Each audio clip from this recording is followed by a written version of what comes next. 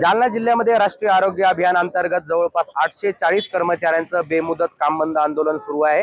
सरकारनं कंत्राटी कर्मचाऱ्यांबाबत मागील वर्षी एक शासन निर्णय पारित केला। त्या निर्णयाद्वारे सर्वांना परमनंट करण्याचा दृष्टीने जो आहे तो शासन निर्णय घेतलेला होता। मात्र या निर्णयाची अंमलबजावणी होत नाहीये। त्या निषेधार्थ किंवा त्या निर्णयाची अंमलबजावणी व्हावी या मागणीसाठी जालन्यातील जवळपास 840 कर्मचारी जे ते जालना जिल्हा परिषदेच्या कार्यालयासमोर जे आहे ते बेमुदत बंद आंदोलन करून या ठिकाणी निदर्शनं करतात। काही कर्मचाऱ्यांशी बोलण्याचा प्रयत्न करूयात। तर अनेक दिवसापासून तुमचं बेमुदत आंदोलन सुरू आहे, नेमकी काय प्रमुख मागणी आहे? शासन विचार करते का मागण्यावर? शासन काही सध्या काही बोलत नाहीये। आम्ही 16 दिवसापासून इथं आंदोलन करत आहोत। आम्ही राष्ट्रीय आरोग्य अभियान अंतर्गत सगळे कर्मचारी इथे काम करत आहोत। गेल्या कितीतरी वर्षापासून काही लोकांना 10 वर्ष, 15 वर्ष, 20 वर्ष झालेले आहेत।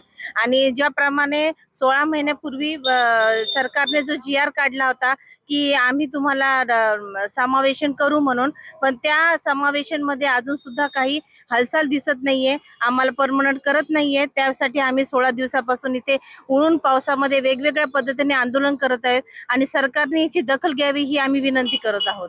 प्रमुख मागणी तीच आहेत की अजून काही मागण्या आहेत तुमच्या सगळ्यांच्या? आता isakal.com आहे देशातील नंबर 1 ची मराठी न्यूज वेबसाईट। प्रत्येक अपडेटसाठी isakal.com ला नक्की भेट द्या।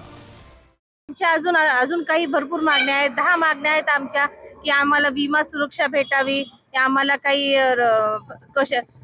PF कट व्हावा किंवा आम्हाला जे वेतन सुस्थितीकरण आहे ते वेगवेगळ्या वर्षी वेगवेगळ्या प्रकारे भेटते ते समान भेटावं।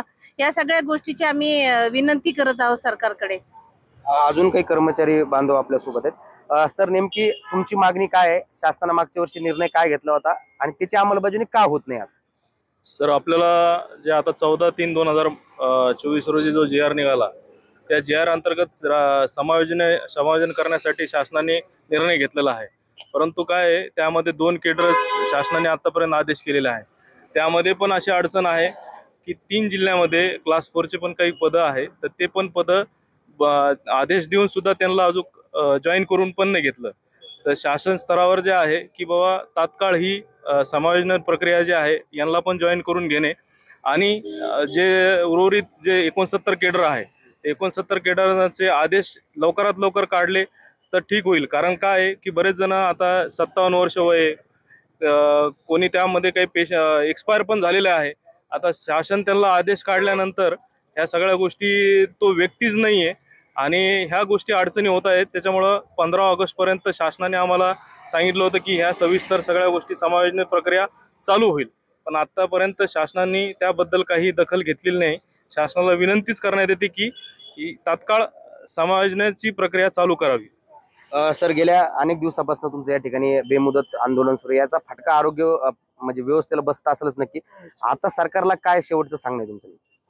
निश्चितच सरकारला सगळ्यात महत्त्वाचं सांगणं आहे, आम्ही गेली 16 ते 20 वर्षापासून विविध प्रवर्गामध्ये काम करत आहोत आणि आजच्या घटनेला आमची मानसिकता नसतानाही आम्हाला शासनाने कोणतीही कारवाई न केल्यामुळे आम्हाला ह्या प्रकारचं आंदोलन छेडण्याचा विचार करावा लागला आणि याच्यातून निश्चितच समाजातील रुग्ण बंधू भगिनींना आमच्यामुळे त्रास होतोय हे आम्हाला चांगलं वाटत नाहीये। परंतु आमच्या फॅमिली, आमचं कुटुंब, आमचं घर हे सर्वांचा त्रास 20 वर्षापासून झालेला आहे आणि हा त्रास कुठेतरी थांबणं गरजेचं आहे। त्याचा GR निघालेला आहे आणि त्याची अंमलबजावणी शासनाने जर लवकरात लवकर केली तर आमच्या हातून जी सेवा चालू आहे ती सेवा निश्चित लवकरात लवकर शासनाच्या हातात आहे की ती सेवा आमच्याकडून चालू राहावी, म्हणून हे आंदोलन आम्ही पुकारण्यात आलेलं आहे। या आंदोलनाची जर दखल शासन स्तरावर घेण्यात नेली तर पुढची भूमिका कर्मचाऱ्यांची काय असणार आहे? पुढचं कसं आंदोलन तुम्ही कसं घाताळणार पुढे? आतापर्यंत आम्ही वेगवेगळ्या पद्धतीने आंदोलन करत आलो, संविधानिक पद्धतीने आम्ही आंदोलन करत आलो, पण यापुढे जर शासनाने अजूनही आमची दखल घेतली नाही तर आम्ही हे तीव्र पद्धतीने आम्ही आंदोलन छेडणार आहोत, तीव्र आंदोलन करणारच आहोत। शेवटी आम्ही आझाद मैदानावर संपूर्ण महाराष्ट्र आमरण उपोषणाला नक्कीच बसणार आहोत हे मी तुम्हाला सांगू शकतो। नक्कीच आपण जर पाहिलं तर जालना जिल्हा परिषदेच्या कार्यालयासमोर जवळपास आरोग्य कर्मचारी जे त्यांचं 16 दिवसापासून बेमुदत काम बंद आंदोलन सुरू आहे आणि या आंदोलनाचा निश्चितच जी आरोग्य यंत्रणा त्यावर फटका बसतो हे देखील त्यांनी मान्य केलेलं।